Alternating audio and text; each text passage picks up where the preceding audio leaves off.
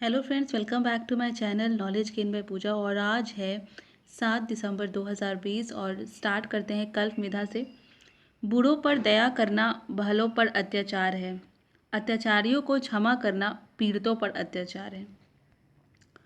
और टॉपिक है आज का, अर्थव्यवस्था में भरोसे का संकट।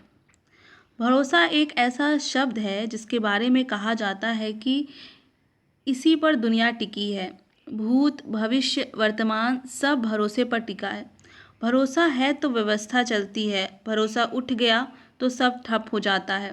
भारतीय अर्थव्यवस्था के संदर्भ में भी यह उपयुक्त लगता है। भरोसा डगमगाते ही अर्थ की व्यवस्था डगमगाने लगती है। इसलिए अर्थ और व्यवस्था को बनाए रखने के लिए ज़रूरी होता है कि लोगों को इस पर भरोसा बना रहे। कोरोना विषाणु के प्रकोप बाद अर्थव्यवस्था लुढ़क कर गहरी खाई में चली गई।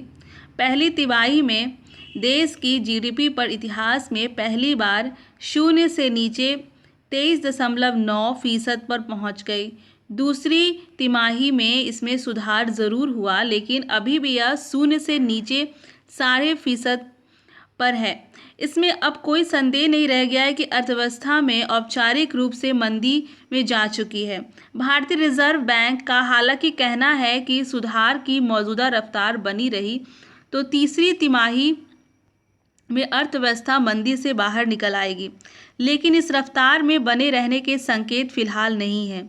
कई अर्थशास्त्रियों का मानना है कि तीसरी तिमाही में जीडीपी और नीचे जा सकती है, क्योंकि दूसरी तिमाही का सुधार त्योहारी मौसम में मांग बढ़ने के कारण हुआ है, जिसके तीसरी तिमाही में बने रहने की संभावना नहीं है। उपभोक्ताओं का अर्थव्यवस्था पर भरोसा कोरोना से पहले ही डगमगाने लगा था।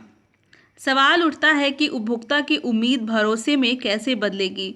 उपभोक्ताओं का व्यवस्था पर भरोसा तब बढ़ता है जब उन्हें आमदनी का भरोसा हो जाए, यानी उनके पास रोजगार हो, नौकरियां हो। Centre for monitoring Indian economy के आंकड़े बताते हैं कि श्रम बाजार में रोजगार की स्थिति ठीक नहीं है और रोजगार दर 2016-17 से ही लगातार नीचे जा रही है।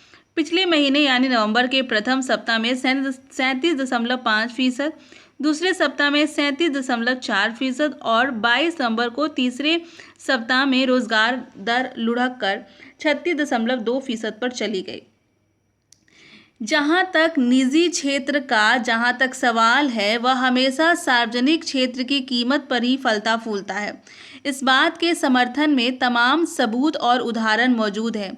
सामान्य दिनों में सार्वजनिक उद्यमों में औने पौने दाम से निजी हाथों में सौंप दिया जाता है, और जब ये निजी उद्यम संकट में होते हैं तब भी उसे बचाने के लिए सरकार को राहत पैकेज देने पड़ते हैं।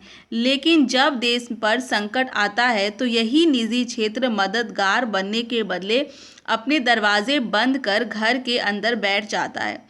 यह अलग बात है कि निजी क्षेत्र अर्थव्यवस्था में तात्कालिक वृद्धि दर मुहैया कराता है, लेकिन अर्थव्यवस्था चक्र में थोड़ा सा व्यवधान आने पर अर्थव्यवस्था को उसी रफ्तार से नीचे भी पहुंचा देता है। भरोसेमंद उसी को माना जाता है जो संकट में साथ दे। लिहाजा हमें सार्वजनिक क्षेत्र और कृषि क्षेत्र को मजबूत कर भरोसे वाली अर्थव्यवस्था का एक भरोसेमंद मॉडल विकसित करना होगा, ताकि उपभोक्ताओं का भरोसा हमेशा बना रहे और अर्थव्यवस्था का पहिया चलता रहे। धन्यवाद।